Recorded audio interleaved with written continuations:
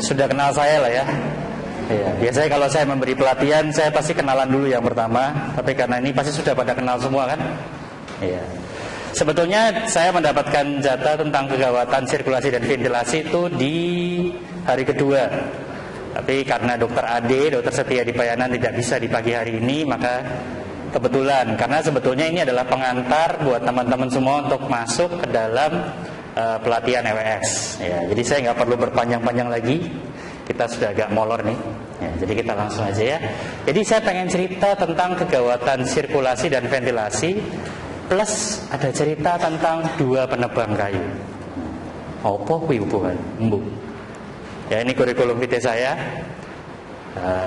Nggak usah ditanya ya, udah tahu lah ya. Oke. Ya, jadi sekarang Bapak Ibu lihat gambar ini. Kira-kira apa itu ya? Gambar apa itu? Ada yang tahu? Gambar apa itu? Gambar apa, Pak? Gambar orang kecelakaan. Habis kecelakaan, terus? Ketusuk apa ini? Ketusuk apa itu? Yes. Ketusuk apa ini? Besi kayaknya ya. Kalau ini yang dari ruang anak-anak mana ini? Baby. Bayinya kenapa kira-kira? Ada yang dari ruang anak-anak? Enggak ada ya? Ini kenapa? Ini tangannya biru nih. Cyanosis biru bibirnya. Ini apa itu? Hah? Loh, mukanya kemana itu mukanya? Wajahnya hilang. Ini cantik kalau yang ini. Tersedak. Apa ini? Orangnya sesek pasti ya. Sampai pucat tuh. Itu putih bukan gara-gara make up itu. Atau karena face app. Ini? Nah, itu orang luka tusuk. Kira-kira apa yang tergambar dari pasien-pasien seperti ini?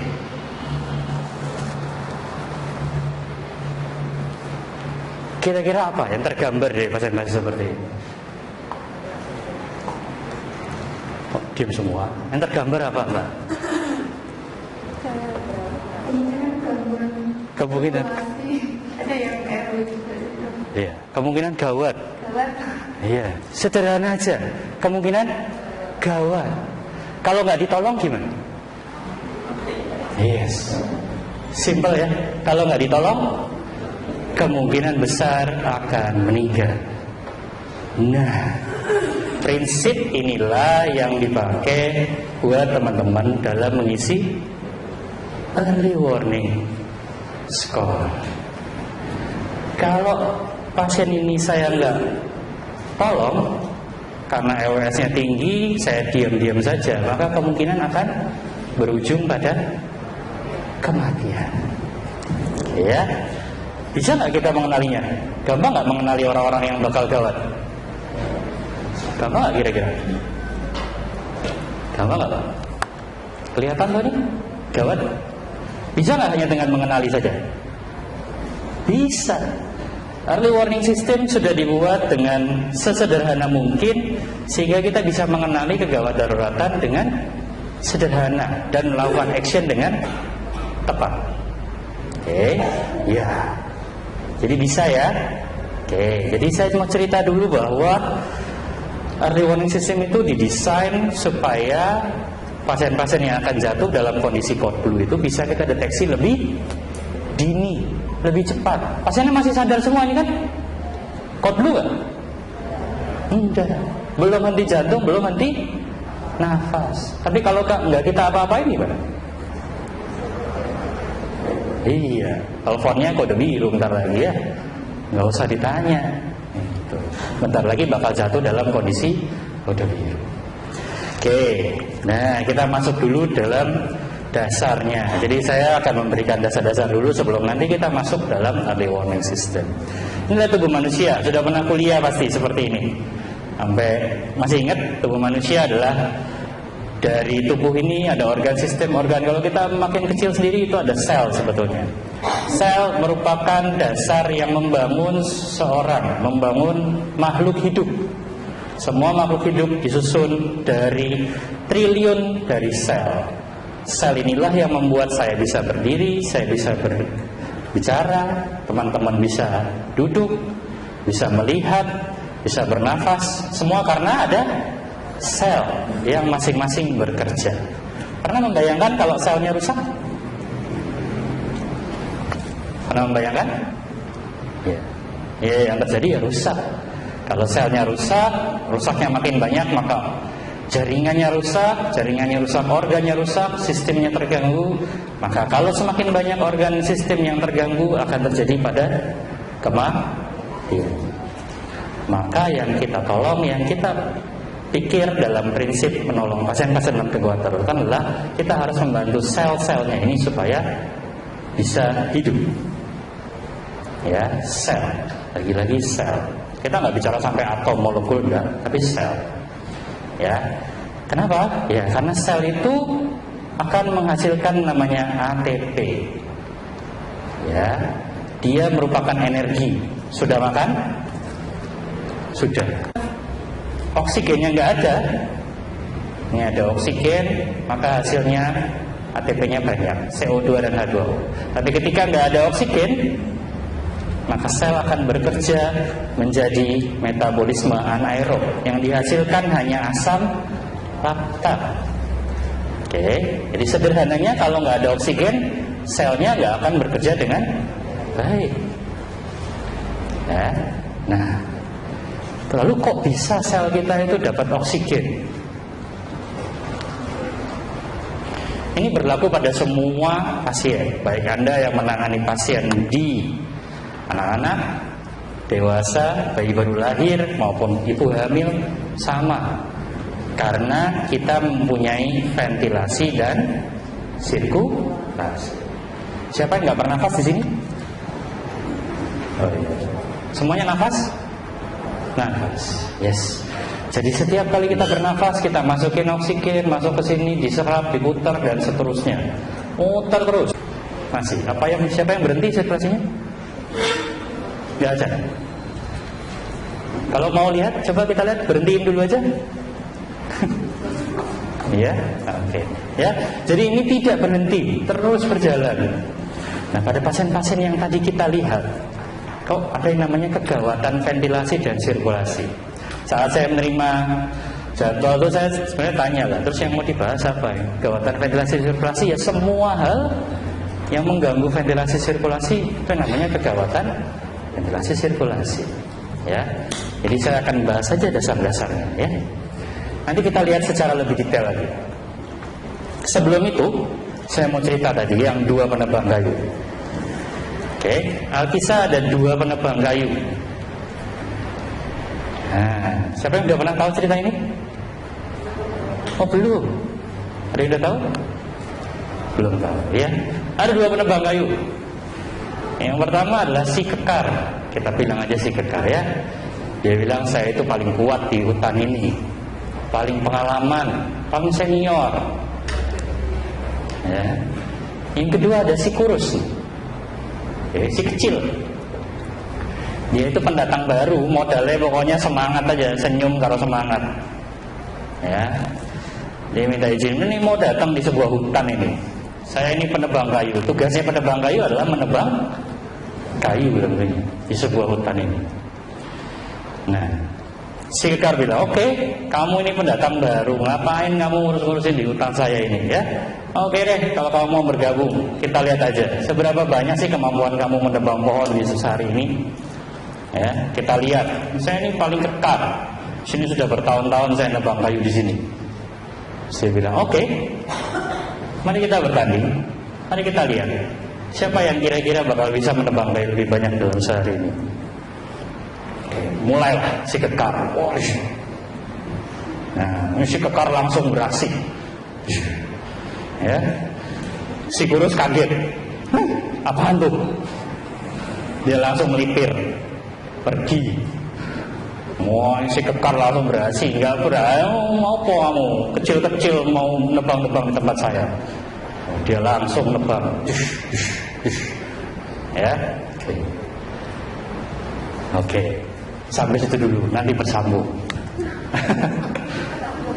Kita lanjut ke yang tadi. Terus sambil biarin si kekar menebang terus, mari kita bahas gimana sih oksigen itu bisa masuk ke dalam aliran darah kita. Ada yang tahu kenapa oksigen itu bisa masuk sampai aliran darah? Gimana dokter?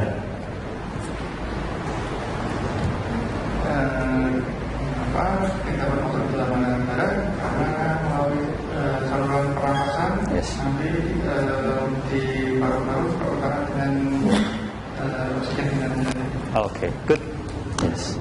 Jawabannya adalah bernafas. Nek wongnya nggak bernafas, masuk nggak oksigennya? Ya. Kunci pertama adalah tadi melalui pernafasan. Ya.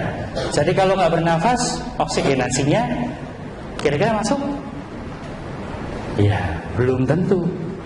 Karena proses pernafasan adalah sebenarnya proses yang aktif dan kita sebut sebagai refleks pernafasan. Anda bernafas sekarang? Yes. Kalau tidur bernafas kan? Nafas. Ya. Tapi umumnya nafas itu adalah proses yang aktif. Oleh karena itu pernah lihat orang yang nafasnya yang nggak sadar kemudian nafasnya gasping, dia nggak sadar tapi nafasnya kira-kira oksigennya masuk? Tidak masuk. Ada punya keluhan lain? Masuk gak? Pasiennya gini. Nafas? Kira-kira masuk gak oksigenasinya? Enggak.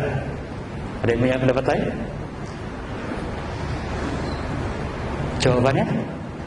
Ya tidak. Pasti oksigenasinya tidak ada kuat, tidak cukup. Masuk sih karena oksigen kan banyak di luar-luar. Tapi untuk bisa masuk, oksigen itu bisa masuk sampai ke paru-paru, maka dia memerlukan satu adalah kesadaran yang adekuat. Dia harus cukup sadar untuk tarik nafas. Betul? Kemudian jalan nafas yang paten. Kira-kira kalau ada sumbatan bisa masuk oksigennya? Enggak. Maka sumbatan, penurunan kesadaran merupakan ancaman dari jalan nafas. Terus kemudian ada tekanan. Ya, oksigennya tadi yang disebut Dr. Andresa adalah dia harus bisa bertukar.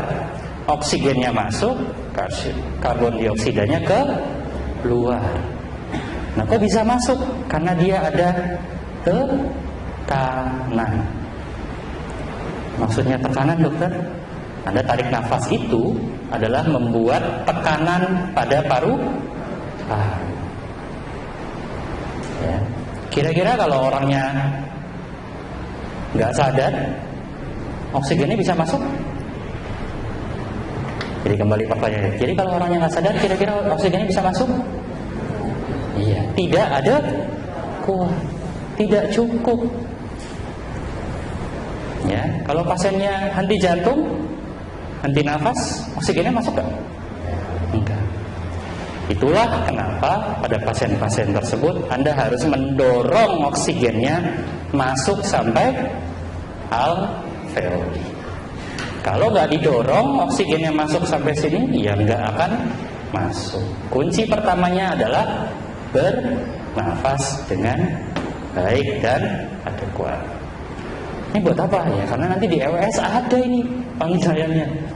Inilah penilaian EWS. Jadi kalau Anda lihat pasien-pasien nggak sadar, nafasnya nggak adekuat, sudah pasti EWS-nya tinggi pasti.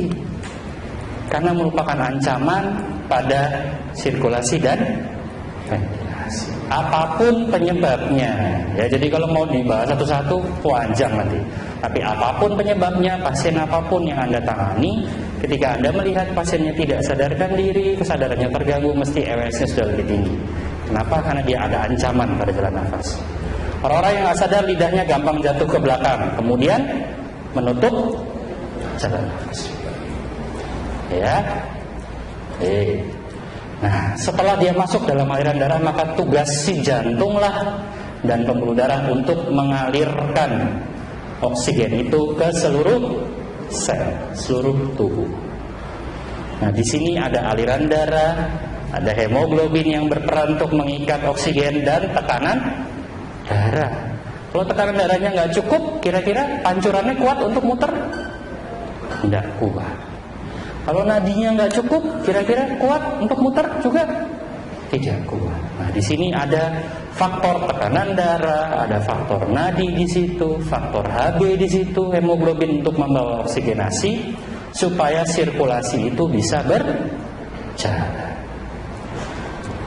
Sederhana? Ya, saya berusaha sesederhana mungkin sebagai jembatan Anda nanti untuk masuk dalam early warning score. Nah, di dalam sini ini ada rumus namanya delivery oksigen. Lalu oksigen itu bisa berhantar karena ini sebenarnya. Ya, ini rumus yang sering dipakai oleh teman-teman di anestesi dan ICU. Ya, rumus ini adalah penghantaran oksigen. Oksigen itu sekali lagi bisa berhantar, bisa berputar kalau ada satu cardiac output yang cukup. Tadi ada tekanan darah, ada nadi di situ kerjanya, ada proses kerja jantung yang cukup. Setelah itu ada pengikatnya, hemoglobin yang cukup. Setelah itu ada saturasi oksigennya. Dan ada tekanan PaO2, tekanan oksigen yang cukup. Ya, seperti yang saya bilang kan, kalau ngapalin rumus pasti lupa. Tapi sederhananya seperti tadi yang kita bilang. Ya, ini konstantanya nggak usah. Emang keluar di berita sih? Enggak. Oh, postes sekali. Nggak usah dihafalin. Tapi prinsipnya paham ya? Jadi proses pertukaran oksigen, proses penghantaran oksigen sampai ke sel, rumusnya adalah seperti ini. Nggak usah dihafalin, tapi logikanya Anda paham bahwa di situ ada komponen jantung, cardiac output. Maka dari itu ketemu pasien, tensinya cuma 40 per palpasi. Kira-kira oksigennya nyampe? Nggak nyampe. Pasien pendarahan postpartum, HB-nya tinggal 2, nyampe oksigennya? Nggak nyampe juga. Simpel kan? Simpel. Nah, kira-kira EWS-nya bakal tinggi gak? Tinggi. Sederhana. Ya. Jadi ketemu HB-nya cuma 2, boleh? Ya, kira-kira oksigen penghantarannya nyampe nggak ke perifer? Nggak nyampe. Saturasi oksigennya pasien PJB misalnya, saturasi oksigennya cuma 40%. Kira-kira nyampe pengikatan oksigennya? Nggak sampai juga. Ya, atau pasien yang nggak sadar, yang nggak bisa menghasilkan tekanan oksigen, napasnya gasping, PaO2-nya nggak nyampe. Kira-kira penghantaran oksigennya cukup? Nggak sampai juga. Itu ya, oke. Ini nggak usah dihafalin sekali lagi, tapi yang penting teman-teman semua di sini paham konsep oksigen itu bisa sampai ke sel, membutuhkan komponen-komponen seperti ini. Nah, yang dinilai di early warning score adalah sebetulnya komponen ini.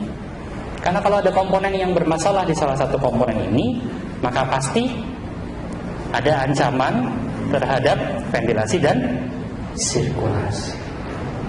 Ya. Jadi sekali lagi, kegawat daruratan itu gampang, kayak belajar baca, as easy as ABC katanya. Ya, jadi ada ancaman terhadap airway tadi ya. Kalau kesadaran menurun, trauma maksilofasial, oksigenasinya mungkin nggak cukup, saturasinya nggak cukup, atau tekanan oksigen yang bisa masuk nggak cukup, gara-gara itu ada blokade. Ya, kemudian ada debreathing. Ada udem paru akut, ada infusi pleura masif, ada kontusio paru, parunya ketusuk dan sebagainya. Kira-kira oksigennya bisa masuk? Nggak bisa juga. Atau ancaman sirkulasi, takikardi yang ekstrim, bradikardi yang ekstrim, masalah-masalah pada hemoglobin, anemia dan sebagainya. Atau gangguan pada jantungnya, pompa jantungnya yang jelek, gagal jantung yang akut. Oke. semua itu akan menghasilkan EWS ya tinggi pasti. Ya, semua itu akan menghasilkan EWS yang tinggi. Oke. Kita balik ke cerita yang tadi, biar gak ngantuk katanya. Ini masih si kekar. Tadi si kekar masih ingat ceritanya? Oh, dia langsung macul dengan kencang dan cepat. Namanya juga kekar kan, kuat dia harusnya. Sampai siang hari si kekar itu belum berhenti. Dia mikir, pasti saya menang lah. Ini si kurus itu nggak ada suaranya ini. Oh, dia langsung masih terus, masih kuat dia. Mana nggak ada suaranya. Tapi karena udah siang, dia istirahat dulu. Sambil denger-denger, mana ya pesaing saya kok nggak ada. Oh, kedengeran tuh suaranya. Cop, cop, pelan gitu. Cop, cop. Oh, si kurus itu baru mulai. Dia itu lambat guys. Pasti ya saya menang. Saya ini yang paling kuat kok di hutan ini. Pasti saya yang paling menang. Ya. Oke, selesai istirahatnya. Terus dia mulai lagi. Ya. Yang satu cepat cop cop cop cop cop. Yang satu pelan-pelan cop cop cop cop. Saya terlalu cepat apa enggak? Paham kira-kira konsep kegawatan ya? Oke, biarkan mereka menebang kayu. Kita lanjut lagi. Oke, lalu jadi kita akan masuk dalam pelatihan kali ini adalah pelatihan tentang early warning score. Tujuannya early warning score adalah mengenali ancaman gawat darurat, diusahakan sebelum sampai pasien itu jatuh dalam kode biru, sebelum jatuh dalam henti jantung dan henti nafas. Nah, yang dinilai paling sederhana aja adalah tadi lewat foto tadi kita bisa menilai? Bisa. Tadi lewat foto yang slide pertama, teman-teman semua bisa nilai nggak? Mana yang gawat, mana yang enggak? Iya kan? Jadi general appearance, kesadaran, tingkah laku pasien itu sudah bisa kita lihat. Kalau pasiennya kooperatif, nyaman dan sebagainya, ya. Saya yakin di sini teman-teman semua sudah berpengalaman, sudah ketemu banyak pasien. Pasien yang sesek, gelisah, keringat dingin, itu merupakan pasien-pasien yang tentunya mendapatkan atau mengalami ancaman. Oke, apapun itu ancamannya. Kita bisa nilai dengan cara kompos mentis, somnolen, koma, terserah Anda mau bilang apa. Tapi di EWS dikasih yang sederhana menggunakan AFPU. Tahu AFPU? Ada yang sudah tahu AFPU? Belum. AFPU itu singkatan dari A-nya alert, verbal, pain, sama unresponsive. Ya, alert, verbal, pain, unresponsive. Ya, kesadaran itu atau tingkah laku atau general appearance itu kan subjektif sekali lagi. Kalau tadi teman-teman semua lihat slide yang pertama ya subjektif. Buat saya itu gawat. Mungkin buat yang lain lah itu biasa aja. Tadi wanita yang cantik ya itu cantik itu mungkin ya. Ada yang bilang itu gawat, ada yang bilang itu cantik ya. Itu kan subjektif. Maka kita perlu penilaian yang objektif, yang setara. Jadi kalau jenengan bilang itu nggak sadar, maka saya juga bilang itu tidak sadar. Ya, kalau di dunia kedokteran, teman-teman dokter seringkali menggunakan ini, GCS, ya, Glasgow Coma Scale. Teman-teman perawat mungkin sudah ada yang tahu juga. Tapi Glasgow Coma Scale buat saya sedikit rumit untuk diterapkan atau untuk menilai secara cepat. Maka kita menggunakan AFPU yang gampang. Alert, bukan apatis ya, alert. Alert itu sadar penuh. Ya, kayak Bapak Ibu sadar penuh nih. Sadar penuh apa ngantuk? Sadar penuh ya, sadar penuh. Alert. Verbal artinya pasiennya harus dibangunkan, diajak ngomong baru dia nyambung. Kalau enggak dia tidur lagi. Verbal. Pain, jadi harus diberikan rangsang nyeri baru dia bangun. Kalau unresponsive, ya mau diapain aja dia enggak bangun. Ya, jadi AFPU adalah penilaian sederhana, aku itu seingat saya didesain oleh perawat juga soalnya. Jadi didesain sederhana oleh teman-teman perawat juga untuk dipakai. Jadi kita sekarang punya kesamaan persepsi. Dok, pasiennya verbal, hanya dibangunkan lewat verbal. Karena kalau kita bilang dok pasiennya apatis, apatis itu apa? Ini jadinya bisa aja apatis. Ditanyain diem aja, ya kan? Apatis itu bisa aja, semua bisa apatis. Ditanyain diem aja, dibangunin diem aja, ya apatis juga. Ya, ngantuk tidur ya apatis juga, bangun ya apatis, diem aja. Mungkin memang orangnya apatis gitu ya. Oke, jadi aku. Memang satu lagi kelemahannya aku adalah aku itu sulit dipakai pada pasien-pasien dengan gaduh gelisah. Maka biasanya di sampingnya aku itu ada pasien gaduh gelisah. Jadi pasien untuk kelainan jiwa. Khusus untuk kelainan jiwa ada yang namanya gaduh gelisah. Itu kesadaran. Kira-kira bisa menilai kesadaran? Bisa? Bisa yang tahu mana pasien yang sadar dan nggak sadar? Ada yang nggak bisa? Kalau nggak bisa bingung saya. Oke, harus bisa. Setelah itu yang kita ukur adalah tadi delivery oksigen. Delivery oksigen maka Anda mengukur dengan menggunakan tanda vital atau vital signs, tanda vital. Karena tadi cardiac output ya itu dipengaruhi oleh tekanan darah, laju nadi, maka tensi diukur, nadi diukur, nafas dilihat laju pernafasannya, plus pola pernafasannya. Ya, setidaknya laju pernafasan oke. Suhu diukur, saturasi oksigen diukur.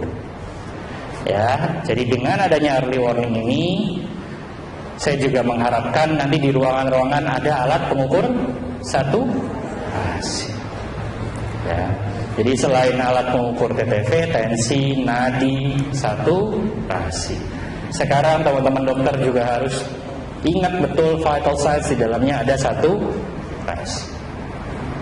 Ya, nah, saturasi yang jelek akan berujung pada delivery oksigen ya. Seringkali kita miss, tensinya oke, nadinya oke, saturasinya cuma 40, 50 atau saturasinya mungkin 80. Oh, ada sesuatu yang salah. Ya, nanti di scoring itu ada saturasinya berapa, tinggal masukin aja. Nadinya berapa, tensinya berapa. Ya. Dan bagaimana cara mengukur tensi? Gak usah diajarin, sudah bisa semua ya. Bagaimana cara mengukur nadi? Kok semuanya diam? Gimana? Di alat aja, ya bener, dipakai alat aja. Gak usah susah-susah.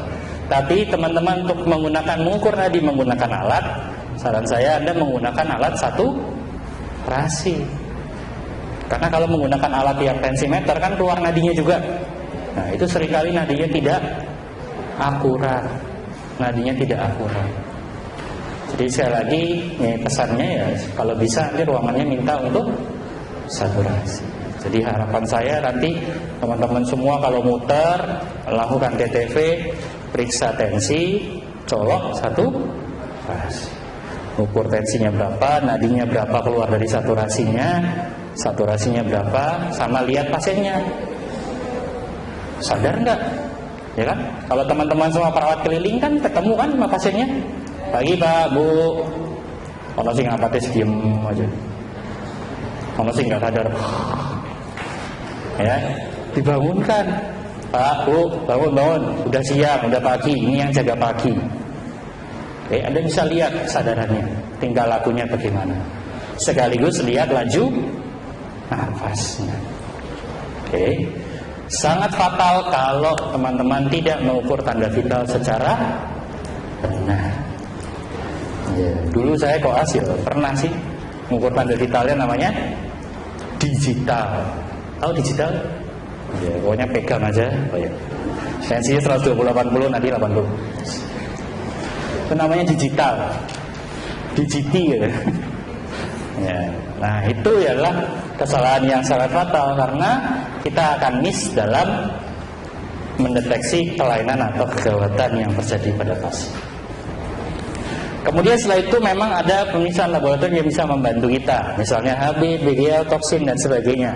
Ini untuk teman-teman dokter, Anda bisa melakukan pemeriksaan tambahan. Orang-orang yang HB-nya rendah, tadi sekali lagi delivery oksigennya bakal terganggu. Ya, kalau nggak salah, kalau nggak pediatrik, ya pada oksigen dia juga mencantumkan EWS berupa kadar HB. Ya, EWS yang lebih lengkap itu ada yang mencakup di dalamnya ada PO2. Ya, tapi kayaknya yang punya kita nggak ada PO2, dia saturasi doang ya. Ya, jadi EWS itu banyak versi yang dipakai, bisa yang sederhana, bisa yang enggak. Ini ada pemeriksaan laboratoris penunjang, EKG, radiologis, konvensional, WSG, Eko, semuanya ini kita pakai untuk menilai ada tidaknya ancaman terhadap atau kondisi-kondisi yang gawat darurat.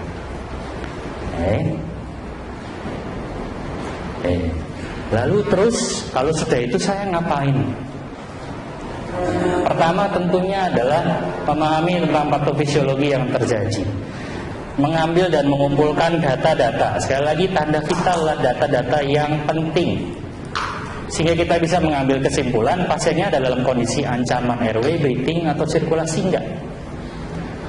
Ya, kalau dia baik-baik saja, EWS-nya baik-baik saja, ya sudah. Mungkin kita akan menilai EWS-nya lagi di shift berikutnya. Nggak apa-apa, lanjutkan. Anda tinggal memberikan obat seperti biasa dan seterusnya. Ya, tapi kalau itu ada masalah dengan EWS-nya, maka kita perlu melakukan sesuatu. We need to do something. Ya. Kalau kita sudah tahu tentang kondisi pasiennya, maka bekerjalah dalam sebuah tim. Perawat, bidan, dokter, tenaga kesehatan lain, kita harus bekerja dalam sebuah tim. Nggak bisa jadi Superman doang. Ya, nggak bisa jadi Superman doang.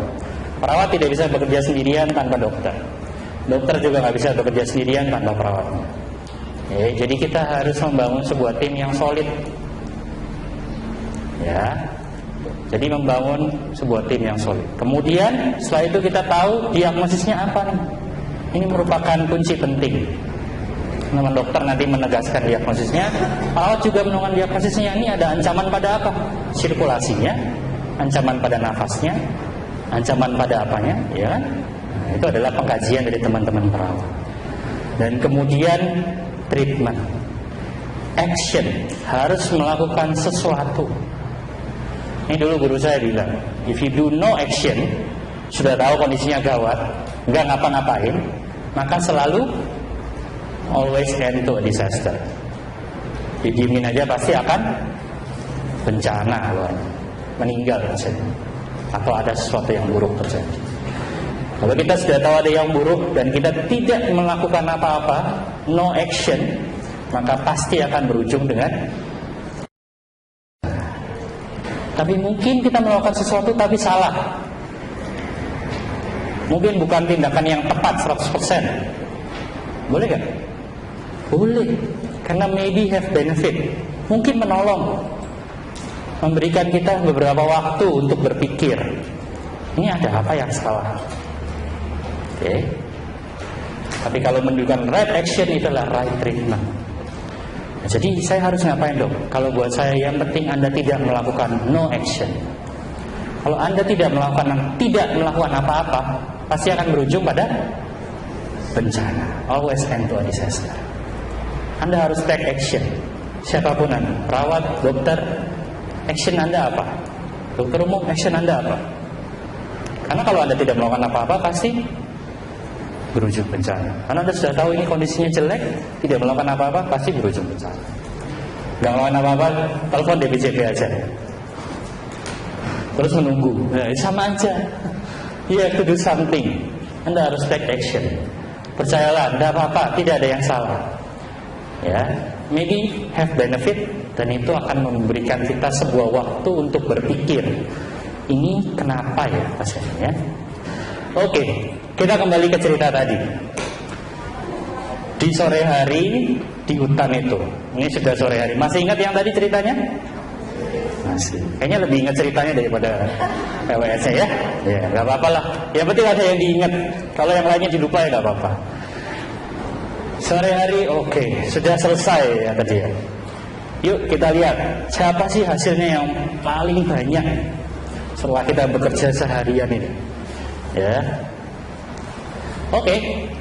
Mari kita bandingkan. Wah, si kurus kecil ini juga nggak mau kalah. Oke deh, mari kita bandingkan. Saya juga nggak mau kalah lah. Mosok saya kalah. Oke, lihat dulu punya saya ya. Oh tuh banyak. Saya berhasil memotong sekian ribu kayu. Terus dia malah ketawa. Cuman segitu. Tuh lihat tuh punya saya. Siapa yang lebih banyak? Si kurus lebih banyak. Hah? Dia tanya. Gimana itu? Masa bisa ya? Kok bisa? Kata dia. Saya kerja dari pagi sampai sore gak berhenti, istirahat sebentar doang. Kamu yang kerja mulai dari siang aja kok bisa lebih banyak ya? Kok bisa ya? Nah, kata dia, saya itu menghabiskan setengah hari saya itu cuma satu kerjaannya. Ngapain? Mengasah kapak saya doang. Ya, saya itu kerja setengah harian itu cuma ngasahin kapak tok. Habis itu dia baru ngapaki pelan-pelan. Jadi dia bilang kuncinya itu adalah saya mengasah kapak saya. Ya, jadi Bapak Ibu, LS itu hanya tools.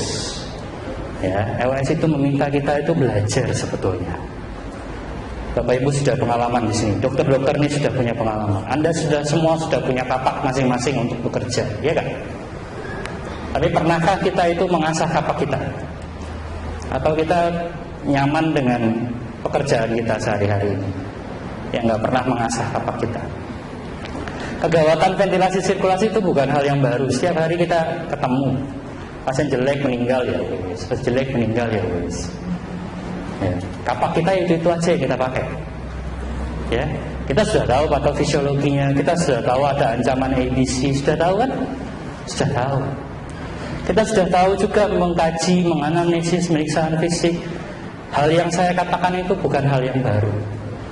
Tanda vital, sudah tahu. Dr. Alvin ngomongin tanda vital, sudah tahu saya itu bagaimana melakukan tensi, nadi, HR, saturasi, itu ngerti aku, sudah tahu.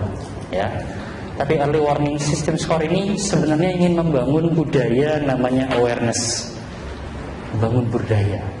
Mungkin kapak kita bukan kapak yang baru, tapi kita berharap dengan LWS ini kita makin menajamkan kembali kapak kita. Karena kalau kita tidak menajamkan kapak kita, ya kayak tadi kita. Ya. Kita yang mungkin sudah tahu, sudah terbiasa, tapi kita pekerjaannya menjadi tidak berkualitas. Maka saya berharap ya, mumpung ini masanya masa new normal katanya ya, nah kita harus semakin menajamkan kembali kapak yang kita punya. Pengetahuan teman-teman dokter, perawat mesti sudah tahu semua. Ya, tinggal gimana teman-teman mau belajar atau enggak, mau melaksanakannya apa enggak, ya. Kalau kita bisa sharpening our X, ya mestinya kita bisa lebih berhasil dan sukses untuk menjalankan EWS dan Code Blue ini. Ini inspirasi dari seorang Abraham Lincoln. Tahu ya Bapak Abraham Lincoln? Gak tahu. Ini Presiden Amerika Serikat keberapa gak tahu. Give me 6 hours to chop down a tree, and I will spend the first 4 sharpening the axe. Kasih saya waktu 6 jam untuk nebang pohon, tapi saya akan menghabiskan waktu 4 jam cuman untuk mengasah kapak. Ya, oke. Jadi baik, gitu aja dari saya. Pas kan 9:30. Ya. Akhir kata itu si kurus sama si gemuk. Si kurus sudah jadi gemuk, yang gemuk sudah jadi kurus. Ya, jadi dia duduk bersamaan dan sudah menebang kayu bersamaan di hutan. Nah, mereka bekerja sama akhirnya daripada saling bermusuhan. Ya.